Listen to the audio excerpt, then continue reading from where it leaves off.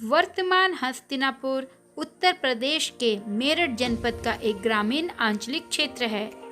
दिल्ली से लगभग 90-95 किलोमीटर उत्तर पूर्व की तरफ गंगा के किनारे बाएं तट पर महाभारत कालीन सबसे प्रसिद्ध एवं चर्चित महानगर हस्तिनापुर अवस्थित था।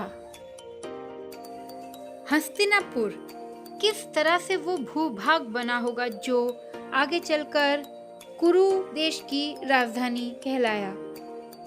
गंगा और यमुना के प्रबल जल प्रवाह द्वारा लाए गए अवसादों से एक अत्यंत ही उर्वर प्रदेश की रचना हुई जो भारतीय इतिहास में कुरु देश के नाम से प्रसिद्ध हुआ।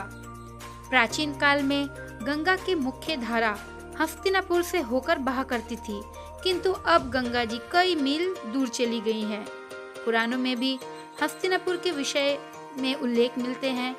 प्राचीन संस्कृत ग्रंथों में भी हस्तिनापुर को मुख्यतः 3 नामों से पुकारा गया है: हस्तिनापुर, गजपुर और नागपुर। यद्यपि पुराणों में हस्तिनापुर नाम ही अधिक मिलता है। भागवत पुराण में गजसहापुर तथा गजाहापुर नाम भी मिलते हैं। इस नगर का उल्लेख न केवल ब्राह्मण ग्रंथों में बल्कि जैन तथा बौद्ध ग्रंथों में भी इसकी महत्ता का वर्णन मिलता है। हस्ती, गज और नाग तीनों का अर्थ होता है हाथी, अर्थात शब्द का अर्थ हुआ हाथियों का नगर।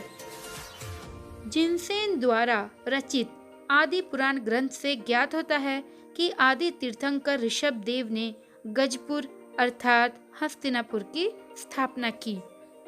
आदि पुराण ग्रंथ से यह ज्ञात होता है कि ऋषभ देव के ज्येष्ठ पुत्र भरत को अयोध्या तथा छोटे पुत्र बाहुबली को हस्तिनापुर का राज्य दिया गया, परंतु बाहुबली ने यह राज्य अपने पुत्र सोमप्रभ को दे दिया। जैन ग्रंथानुसार सोमप्रभ ही हस्तिनापुर का प्रथम राजा हुआ तथा सोमप्रभ का ही दूसरा नाम कुरु बताया गया और उसी के नाम पर यह क्षेत्र कुरु राज्य कहलाया। किंवदंतियों के अनुसार हस्ति नाम के राजा ने हस्तिनापुर की स्थापना की थी, जो कि दुष्यंत और शकुंतला के पुत्र भरत की 6ठी पीढ़ी के थे। वर्तमान मेरठ उस समय के हस्तिनापुर का एक मोहल्ला मात्र ही था। महाभारत कालीन हस्तिनापुर का कोषागार भैंसुमा में था। खरखौदा में अश्वागार तथा ग्राम सैनी हस्तिनापुर नगर का प्रथम सैन्य द्वार माना जाता था। अब आपको बताते हैं कि अक्षय तृतीया क्यों मनाया जाता है। हस्तिनापुर में ही वैशाख शुक्ल तृतीया के दिन ऋषभ देव ने राजा श्रेयांश के हाथों प्रथम बार इक्षु रस ग्रहण किया था। इसी कारण यह नगर दान तीर्थ भी कहलाता है और इस दिन को अक्षय तृतीया के रूप में भी मनाया जाता है। अनुश्रुति के अनुसार मुनि विष्णु कुमार के समय बलि बंधन की घटना भी यहीं हुई थी। तभी से जैन समाज भी रक्षाबंधन का त्योहार मनाता है। 23वें तीर्थंकर पार्श्वनाथ और 24वें तीर्थंकर भगवान महावीर ने भी इस नगर की यात्रा की थी।